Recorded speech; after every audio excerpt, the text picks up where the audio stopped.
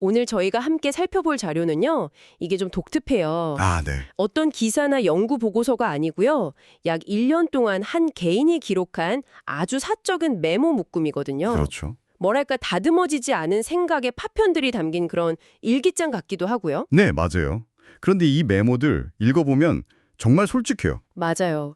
삶의 의미가 뭔지, 세상이 말하는 성공이 진짜 중요한 건지, 어떻게 하면 마음의 평화를 얻을 수 있는지에 대한 정말 치열한 고민이 담겨 있거든요. 네네. 오늘은 이 생각의 조각들을 하나씩 한번 맞춰보면서 그 안에 숨겨진 핵심적인 통찰이 뭔지 함께 파헤쳐 보려고 합니다. 그러니까 오늘 저희의 미션은 이거네요. 이 메모들 속에 반복적으로 등장하는 생각들을 쭉 따라가면서 저자가 도달하고자 했던 삶의 철학이 무엇인지 그 지도를 한번 그려보는 거죠. 네, 좋은 비유네요. 어쩌면 이걸 듣는 당신의 삶에서도 우선순위를 다시 한번 점검하게 될지도 모르겠어요. 자, 그럼 그 생각의 숲으로 한번 들어가 볼까요? 네. 이 메모들을 읽다 보면 가장 먼저 그리고 가장 강렬하게 와닿는 메시지가 있어요. 거의 주문처럼 반복되는데 바로 말하지 말라. 그렇죠. 그리고 세상 일에 참여하지 말라. 라는 거예요. 정말 단호하죠. 아니 구체적으로 짚어주는 것들도 아주 명확해요. 뭐 정치, 경제, 권력 다툼 같은 거대한 이야기부터 네. 리스나 유행, 연예행, 주식, 부동산처럼 우리 일상에 깊숙이 들어와 있는 것들까지요. 아, 정말 모든 걸 다 말하네요. 심지어 자기 자신에 대한 이야기, 특히 이게 좀 자랑이 될 만한 이야기는 절대 하지 말라고 딱 선을 긋고 있어요. 처음엔 이게 그냥 겸손해라 뭐 이 정도 뜻인가 싶었는데 읽을수록 그게 아니더라고요. 그렇죠. 훨씬 더 근본적인 이유가 있는 것 같아요. 세상을 향한 문을 아예 그냥 닫아버려는 시도처럼 느껴지더라고요. 왜 이렇게까지 극단적으로 외부 세계와 거리를 두려고 하는 걸까요? 바로 그 내면의 평화를 지키기 위해서예요. 아, 내면의 평화. 네. 외부 세계의 소음이 내 마음을 얼마나 흔드는지 너무 잘 알고 있기 때문이죠. 메모에 이런 구절이 있어요. 어떤 정치적인 상황을 보고 머리가 확 돌아갈 듯한 충격을 받았는데 네. 그런 감정을 느낀 자기 자신이 너무나 부끄러웠다고요. 아, 세상 일에 깊이 감정을 이입하는 순간 자기가 추구하는 그 고요한 마음 상태가 완전히 깨져버린다는 걸 절감한 거죠. 그게 핵심이군요. 세상을 바꾸려 하거나 세상 속에서 뭔가를 이루려는 게 아니라 네, 세상의 영향력으로부터 나 자신을 그냥 지켜내는 게 목표인 거네요. 맞습니다. 태어나 보니 라는 제목의 글을 보면 이 생각이 더 명확해지는 것 같아요. 아, 네, 그 글이요. 태어나 보니 러시아 국민일 수도 있고 우크라이나 국민일 수도 있다. 또 태어나 보니 부잣집일 수도 가난한 집안일 수도 있다. 뭐 이렇게요. 네, 그 글이 이 저자의 관점을 정말 잘 보여주죠. 그렇죠. 내가 선택하지도 않은 조건 위에서 어느 한쪽 편에 서서 다른 쪽을 미워하고 옹호하는 게 이게 얼마나 허망한 일이냐 이런 질문을 던지는 거예요. 결국 모든 것은 편들지 말라는 태도로 귀결돼요. 사자 무리가 왕자를 놓고 다투는 걸 그냥 멀리서 지켜보는 것처럼 세상의 모든 다툼을 그냥 하나의 현상으로 관찰할 뿐 내가 그 안에 뛰어들어가서 한쪽 편을 드는 순간 고요함은 깨지고 괴로움이 시작된다. 이렇게 보는 거죠. 그런데 저는 여기서 좀 질문이 생겨요. 네, 어떤 거요? 세상 일에 완전히 무관심해지는 것, 그게 과연 가능할까요? 어쩌면 그렇게 할 수 있다는 것 자체가 일종의 특권은 아닐까 하는 생각도 좀 들고요. 모두가 눈 감아버리면 해결될 수 없는 문제들도 있잖아요. 혹시 메모에 이런 부분에 대한 고민은 없었나요? 아주 중요한 지적이세요. 실제로 메모의 그 부분에 대한 직접적인 답은 없어요. 아, 그래요? 네. 하지만 저자의 논리를 따라가 보면 이건 사회적 책임을 회피하려는 의도라기보다는 수행의 우선순위를 어디에 두느냐의 문제로 보여요. 우선순위요? 네. 저자는 세상의 문제를 해결하기 이전에 내 안의 문제부터 해결하는 것이 가장 시급하고 본질적인 과제라고 믿는 거죠. 아하. 내 마음 하나 다스리지 못하면서 세상을 논하는 건 교만이다. 이렇게 생각하는 것 같아요. 그렇군요. 그러니까 방향이 완전히 다른 거네요. 밖이 아니라 안으로. 바로 그거죠. 그렇게 세상과 거리를 뒀다면 그 에너지를 전부 자기 내면으로 돌려야 할 텐데요. 메모의 저자는 자기 안에서 가장 먼저 싸워야 할 적을 정확히 지목하더라고요. 네. 바로 교만이었어요. 맞아요. 모든 문제의 뿌리를 교만에서 찾고 있어요. 네. 나라는 생각, 내가 특별하고 남보다 낫다는 그 생각이 모든 괴로움을 만들어내는 씨앗이라는 거죠.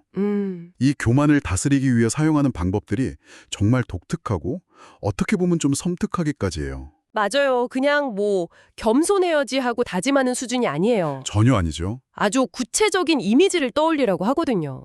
예를 들면 갓 태어나서 아무것도 할 수 없었던 그 무력한 아기의 모습? 네네. 그리고 죽기 직전에 다른 사람 도움 없이는 아무것도 못하는 나약한 노인의 모습을 상상하라고 해요. 그리고 더 나아가서 자기 머리를 삭발하고 남에게 음식을 구걸하며 살아가는 그 걸식하는 자신의 모습을 떠올리라고도 하죠. 아, 맞아요. 그 구절. 메모에 까까머리 걸식 속에 무슨 교만이 있겠나 라는 구절이 있는데 이게 핵심이에요. 네. 자기 자신을 상상할 수 있는 가장 낮은 곳에 둠으로써 교만이 아예 싹을 틔울 자리 자체를 없애버리려는 뭐랄까 극단적인 처방인 거죠. 교만만큼이나 아니 어쩌면 그보다 더 강하게 경계하는 게 분노, 즉 화예요. 아, 그렇죠. 성겜은 모든 것을 앗아간다고 표현을 했는데 이건 정말 공감이 가더라고요. 맞아요. 힘들게 노력해서 쌓아 올린 좋은 관계나 평판이 한번 욱하는 성질에 와르르 무너지는 경험. 다들 한 번쯤은 있잖아요. 그렇죠. 저자는 그걸 힘들게 쌓아온 모든 공덕을 한순간에 태워버리는 불길에 비유해요. 와, 여기서 인욕진해라는 표현이 등장하는데 이건 정말 충격적일 정도로 높은 경지를 이야기해요. 단순히 화를 참는 수준이 아니에요. 어떤 건가요? 누가 와서 자기 사지를 마디마디 찢는 고통을 가하더라도 마음속으로 미워하거나 화를 내지 말아야 한다는 거예요. 사지를 찢는데 화를 내지 말라니 이건 뭐 거의 초인적인 경지인데요? 그렇죠. 심지어 모욕적인 말을 감로스 마시듯이 할 줄 알아야 한다고까지 말해요. 감로수요? 네. 불교에서 말하는 천상의 달콤한 이슬이거든요. 모욕을 달콤한 이슬처럼 받아들여라. 이건 억지로 참는 게 아니라 그 상황 자체를 완전히 다른 차원에서 수용하고 소화해버리는 경지를 말하는 거죠. 아, 물론 이건 정말 극단적인 비유지만 그만큼 분노라는 감정을 뿌리 뽑는 걸 중요하게 생각했다는 걸 알 수 있어요. 생각해보면 정말 그렇네요. 외부의 자극, 예를 들어 누가 나에게 모욕적인 말을 하는 건 내가 통제할 수 없지만 그렇죠. 그 말에 반응해서 화를 내는 내 마음은 내가 다스릴 수 있는 영역이잖아요. 바로 그겁니다. 결국 저자는 지혜로운 사람이란 자기 자신을 다루는 사람이라고 정의하고 심지어 프로그래머라는 자신의 본업이 아니라 이 마음을 다스리는 게 자신의 진짜 직업이라고까지 말해요. 네. 인생의 가장 중요한 과업이 외부 세계에서 무언가를 성취하는 게 아니라 내면의 교만과 분노를 다스리는 것이라는 일종의 선언인 셈이죠. 자, 그럼 정리를 좀 해볼게요. 세상의 소음으로부터 귀를 막고 내면의 가장 큰 적인 교만과 분노와 싸우기 시작했어요. 네. 그럼 그 다음은 뭘까요? 비워낸 그 자리는 무엇으로 채워야 할까요? 메모는 그 답을 의외로 아주 단순한 곳에서 찾고 있더라고요. 네, 바로 단순함과 만족이에요. 맞아요.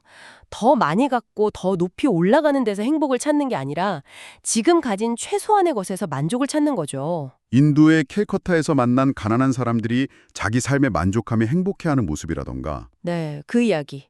인천 송도의 허름하고 지붕이 새는 집에서 사는 사람의 평온함, 또 중북의 한 청년이 가진 단출한 책상 하나에서 오히려 충만함을 느끼는 이야기들이 나와요. 네, 행복이 소유의 양에 비례하지 않는다는 걸 보여주는 생생한 예시들이죠. 그리고 이런 철학은 아주 구체적인 삶의 방식으로 연결돼요.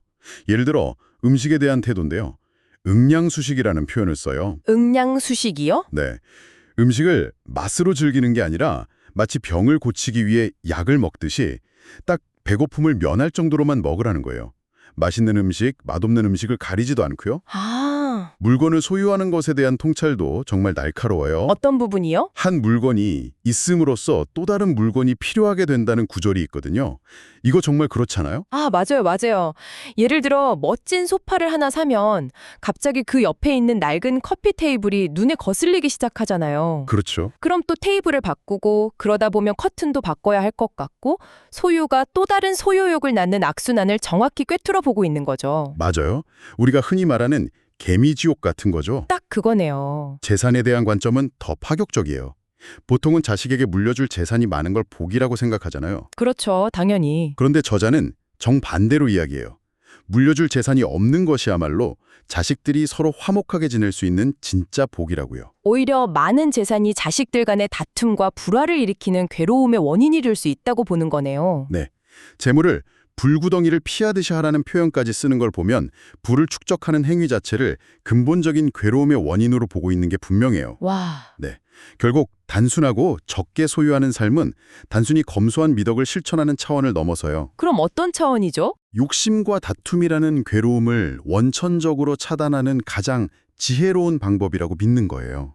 자, 그럼 이제 이 메모들이 던지는 가장 근원적인 질문으로 넘어가 보죠. 네. 이렇게 세상과 거리를 두고 내면을 다스리고 단순하게 살려고 노력하는 이 모든 것의 의미는 대체 뭘까요? 결국 삶이란 무엇인가라는 질문에 도달하게 되는데요. 맞아요. 저자 역시 그 질문 앞에서 깊이 고뇌해요. 이런 질문을 던지거든요. 어떤 질문이죠? 만약 전생이 있었다고 한들 내가 그걸 기억하지 못한다면 그게 무슨 소용이 있는 것일까? 매번 모든 기억을 잃고 리셋된 상태로 새로 태어나는 이 반복적인 삶이 대체 무슨 의미가 있냐는 아주 본질적인 회의인 거죠. 정말 허무하게 들릴 수 있는 질문이네요. 그리고 이 깊은 고민 끝에 저자가 내린 결론이 정말 인상적이에요. 그렇죠. 인생은 한바탕 꿈과 같다는 거죠. 네, 이걸 설명하기 위해 아주 생생한 개인적 경험을 이야기해요. 꿈 이야기요? 네, 꿈속에서 쇼핑한 물건이 가득 든 가방을 잃어버릴까 봐 전전긍긍하다가 잠에서 딱 깨어났을 때 그 모든 걱정이 사라지면서 느꼈던 안도감에 대해서요. 아, 그런 경험 있죠. 그러면서 우리가 인생에서 겪는 모든 괴로움과 즐거움도 죽고 나면 그저 꿈에서 깬 것처럼 허망하게 사라져버릴 거라고 말해요. 깨어보니 모두 꿈이더라. 이 한 문장이 이 생각을 압축적으로 보여주죠. 이 관점은 자기 자신의 몸을 대하는 태도에도 영향을 줘요. 이 부분이 저는 좀 충격적이었는데 어떤 부분이요? 자신의 몸을 죄악으로 만들어진 물건이라고 표현하기도 하고 열반에 드는 것, 즉 죽음을 나쁜 병을 없애는 것처럼 아주 기쁜 일로 묘사하거든요. 아, 삶에 대한 집착 자체를 완전히 뿌리 뽑으려는 어떻게 보면 정말 극단적인 태도라고 할 수 있죠. 그렇죠. 처음 들으면 굉장히 염색적이거나 비관적으로 들릴 수 있어요. 네, 좀 그렇게 들려요. 하지만 저자의 논리 안에서는 이게 완전한 해탈의 경지인 거예요.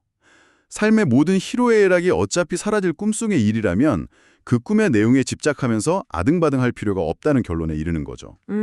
괴로움도 즐거움도 심지어 나라는 존재 자체도 결국은 꿈처럼 허망하다는 인식이 역설적으로 모든 집착과 괴로움에서 벗어날 수 있게 해주는 열쇠가 되는 거예요. 오늘 우리는 한 개인의 아주 사적인 기록을 통해서 세상의 소음에서 벗어나 내면의 질서를 찾으려는 한 사람의 치열한 여정을 따라가 봤네요. 네. 세속적인 성공이나 만족이 아니라 단순함과 무소유 그리고 마음의 평화를 통해 완전한 자유를 추구하는 삶의 방식을 엿볼 수 있었어요. 물론 이것은 아주 개인적이고 강력한 구도의 기록이에요. 모두에게 적용될 수 있는 유일한 정답이라기보다는 네. 우리 스스로에게 내 인생에서 정말 중요한 것은 무엇인가라는 질문을 아주 강력하게 던지는 계기가 될 수 있다고 생각해요. 그렇죠. 이 메모 속 생각들에 동의하든 그렇지 않든 적어도 당신의 삶에서 우선순위를 다시 한번 점검하게 만드는 힘이 있는 건 분명해요. 그런데 이 기록들을 다 읽고 났을 때 아주 흥미로운 지점이 하나 남아요. 오, 어떤 거죠? 저자는 정치, 경제, 뉴스, 유행 같은 세상의 거의 모든 것에서 멀어지려고 그렇게 애를 쓰잖아요. 그렇죠. 그런데 딱 하나 현대 기술에 대해서는 놀라울 정도로 긍정적인 평가를 내린다는 거예요. 아, 맞아요. 그 부분. 특히 AI와 스마트폰을 수행에 엄청난 도움을 주는 엄청난 스승이라고까지 표현해요. 맞아요. 궁금한 건 뭐든지 즉시 물어볼 수 있고 언어의 장벽도 없애준다는 점에서 극찬을 하죠. 바로 그 지점이 우리가 당신에게 마지막으로 던지고 싶은 질문이에요. 세상과의 단절을 통해 내면의 평화를 추구하는 삶에서 세상을 가장 잘 활용하는 도구인 기술과 우리를 다시 세상에 얽매이게 만드는 것에 경계는 과연 어디에 있을까요? 과연 기술은 그것을 만들어낸 바로 그 시끄러운 세상으로부터 우리를 진정으로 벗어나게 해주는 길이 될 수 있을까요? 아니면 또 다른 형태의 정교한 족쇄가 될 뿐일까요?